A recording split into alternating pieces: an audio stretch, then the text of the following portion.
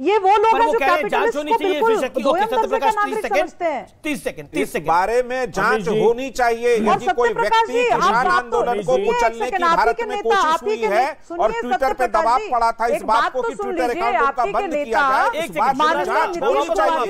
इस तरह से नहीं हो सकता कि जांच होनी चाहिए। 15 सेकंड शुभराष्ट्र। नहीं, ये तो सत्यप्रकाश जी क्या कहेंगे। इन्हीं के नेता माननीय नीतीश कुमार जी, ज्यादा समय नहीं भी बीता है, थोड़ा सा खंगाल लेंगे हम अगर अभी से 5-10 साल की इसकी हिस्ट्री।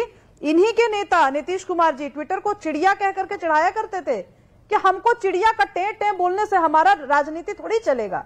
और आज वही चिड़िया की टें टें को लेकर के उन्हीं के एक सीईओ को डिफेंड करने के लिए बैठे और कह रहे हैं कि लोकतंत्र उससे बड़ा। अरे ये क्या बता दिया आपने शुभराष्ट्र, ये क्या बता दिया आपने? वो चिड़िया थी क्या नीतीश जी के लिए? नहीं, गाँव वो टैटे बोलती थी। ये तो गलत मिसकोट कर रही हैं। क्या बोला था? टैटे बोला था?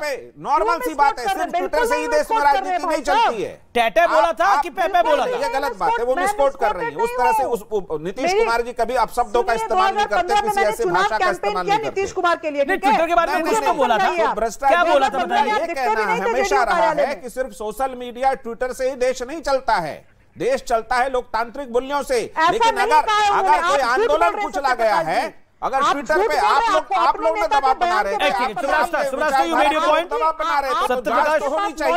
Satyaprakash you made your point, Shahzad Poonawalla. आपको अपने नेता के वक्तव्यों के बारे में नहीं पता। जी आपको बिल्कुल नहीं पता है नीतीश जी ने ऐसी कोई बात कभी ठीक है चलिए अब बार करते हैं तो मनीष ये जरूर। लेकिन देखिए बिना वाले ही लोग देश नहीं चलाते हैं। एक second sir, you made your point. Okay Shahzad, क्या आपको लगता है कि खरी सुन लेते? दिक्कत क्या थी आपको? आपने मनीष कश्यप को जेल में क्यों डाला? क्योंकि मनीष कश्यप के चमड़े का रंग पुलिस ने जेल में डाला है। कोई कानून का वायलेशन करेगा तो वो जेल ही जाएगा। आपने भी तो समर्थन किया ना, आपने कोई भी वायलेशन इस देश में करेगा तो वो जेल ही जाएगा ना। चलिए जी ओके शुभराष्ट्र। यही कानून का वायलेशन अगर जैक डॉर्सी करेगा तो खदेड़ा जाएगा यहाँ से। नहीं, जैक डॉर्सी ने अपना ओपिनियन दिया है। देश की जनता किसान आंदोलन को दबाने की कोशिश भारतीय जनता पार्टी कर रही है। एक सेकंड सत्यप्रकाश जी, सत्यप्रकाश जी हुआ आपने बोला। मैं केवल एक बात को देखिए, अनुशासन का पालन करना मुझे लगता है कि कई शुभराष्ट्र शांत से आने वाला व्यक्ति। शुभराष्ट्र जी ओके, ऑडियो डाउन करना पड़ेगा। शुभराष्ट्र hold on. Okay Amit ji, अनुशासन का पालन करने वालों को सजा ना मिले डिबेट में। मैं दो बातें केवल रखना चाहता हूं। यदि कोई विदेशी व्यक्ति कोई बात रखता है उस पर जांच शुरू कर देनी चाहिए। तो आदरणीय सत्यप्रकाश जी जो नीतीश विचार को लेकर पूरे दुनिया में जा रहे हैं इंटरनेशनली, उनसे मैं पूछना चाहता हूं। जॉर्ज सोरोस ने भी कहा है भारत का लोकतंत्र खत्म है, उस पर भी जांच होनी चाहिए। और दूसरा, पाकिस्तान ने कहा सर्जिकल स्ट्राइक नहीं हुआ। एक से सत्य जी अपनी वक्त में बोले, अपने वक्त में बोलिए, अपने वक्त में बोलिए। सत्यप्रकाश जी को पूछिए, आर्मी ने कहा था सर्जिकल स्ट्राइक हुआ, पाकिस्तान ने कहा था ऐसा कुछ नहीं हुआ, और इसीलिए आज तक कांग्रेसी सबूत मांग रहे हैं। तो इसी प्रकार से किया जाएगा। भारत की सेना का भरोसा मत कीजिए। ग्लोबल टाइम्स ने बोला गलवान में हमने एक भी उनके चीनी सैनिक को नहीं मारा। आज भी कांग्रेस यही नैरेटिव फैला रही है, तो उस बातों को भी स्वीकार लिया जाएगा। यही करना चाहिए फिर हमको। अमित जी सत्यप्रकाश जी इसका जवाब दीजिए। 10 सेकंड। आप जैक डॉर्सी और अमृत पान जिसका नाम लिए दोनों को मत मिलाइए। जॉर्ज सोरोस को क्यों ना मिलाइए? उससे कांग्रेस फंडिंग ले रही है, उससे कांग्रेस फंडिंग ले रही है। वो दूसरी बात है। और दूसरा, सर्जिकल स्ट्राइक पे नीतीश कुमार उस समय जबकि विरोध में थे। फिर आप बोल रहे हैं, फिर आप क्यों बोलेंगे बीच में? फिर आप क्यों बोलेंगे बीच में? नीतीश कुमार जी ने उस समय जबकि विपक्ष में हम लोग, नीतीश कुमार जी ने खुलकर कहा मैं सर्जिकल स्ट्राइक का समर्थन करता हूं और सेना पे कोई सवाल नहीं पूछा जाएगा।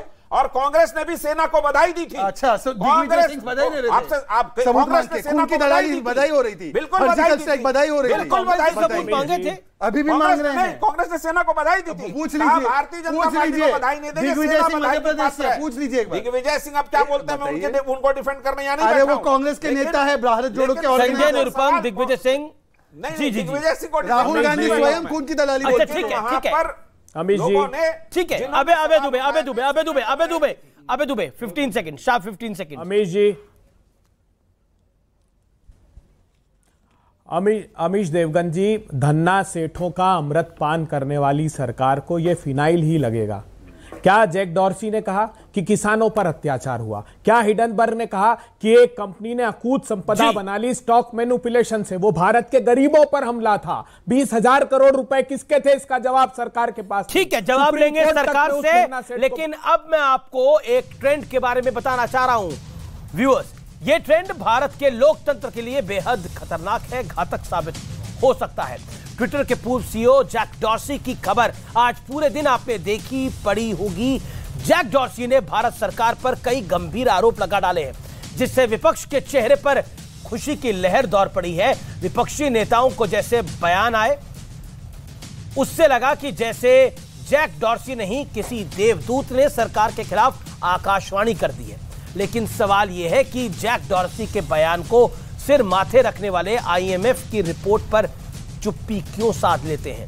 व्यूअर्स, आपकी जानकारी के लिए बता देता हूं कि आईएमएफ ने 2023 में भारत के ग्रोथ रेट को 5.9% की दर से बढ़ने का अनुमान जताया है। इतना ही नहीं, आईएमएफ के मुताबिक दुनिया में भारत की ग्रोथ सबसे ज्यादा रहेगी। लेकिन इस पर विपक्षी नेताओं की तरफ से एक भी बयान नहीं आया है। कुछ दिन पहले गुजरात दंगों पर बीबीसी ने एक डॉक्यूमेंट्री बनाई और विपक्ष ने इसका खूब प्रचार तक किया। बीबीसी के नाम पर कहा गया कि मोदी सरकार अभिव्यक्ति की आजादी कुचल रही है, लेकिन विपक्ष ने यह नहीं बताया कि सुप्रीम कोर्ट पहले ही नरेंद्र मोदी को गुजरात दंगों वाले केस में बरी कर चुका है। बीबीसी की अभिव्यक्ति की आजादी की चिंता करने वाले सच्ची घटनाओं पर आधारित द केरल स्टोरी और कश्मीर फाइल्स को प्रोपेगेंडा फिल्म बताते हैं और फ्रीडम ऑफ स्पीच भूल जाते हैं। आपको याद होगा, नवंबर 2020 से किसान आंदोलन शुरू हुआ था।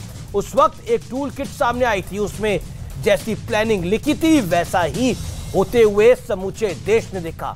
26 जनवरी 2021 को दिल्ली में ट्रैक्टरों वाला तांडव हो गया।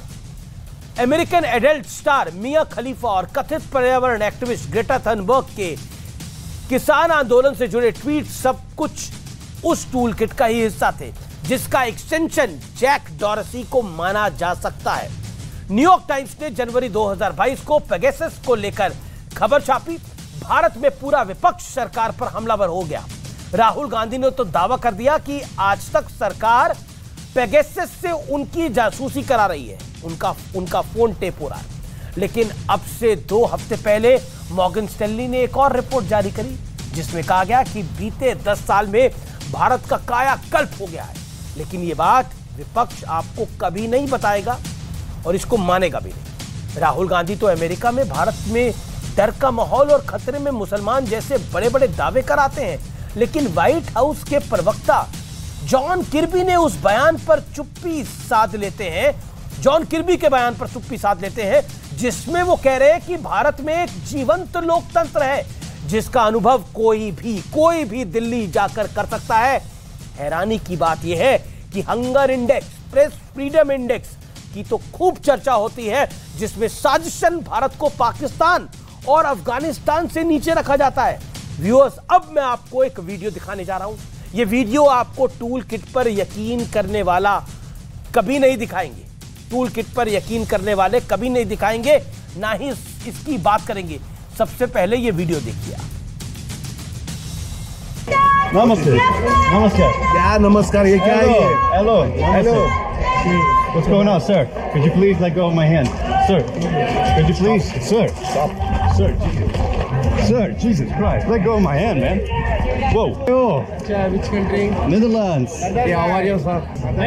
Netherlands. We're Indians. I know. I can see. Namaste. Jai Shri Ram. It makes me happy to see smiling faces. Trust me, today I'm very happy with smiling faces. Have a good day. Video देखकर आप पूरा मामला तो समझ ही गए होंगे। ये एक विदेशी यूट्यूबर है, बेंगलुरु में घूमते हुए इसके 2 वीडियोस वायरल हैं।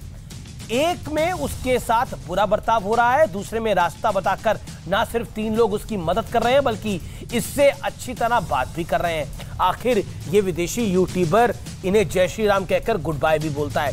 अब सोचिए, अगर इसके साथ बुरा बर्ताव होता, दूसरे वीडियो में दिख रहे लोगों ने किया होता, तो क्या माहौल बनाया जाता इस देश में।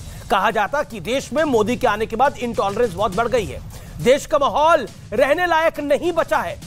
लेकिन अभी सबने चुप्पी साध रखी है। सिलेक्टिव चुप्पी हो या फिर सिलेक्टिव एग्रेशन, इससे निजी या फिर सियासी फायदा हो सकता है, लेकिन यह देश के भविष्य के लिए बेहद बेहद खतरनाक है।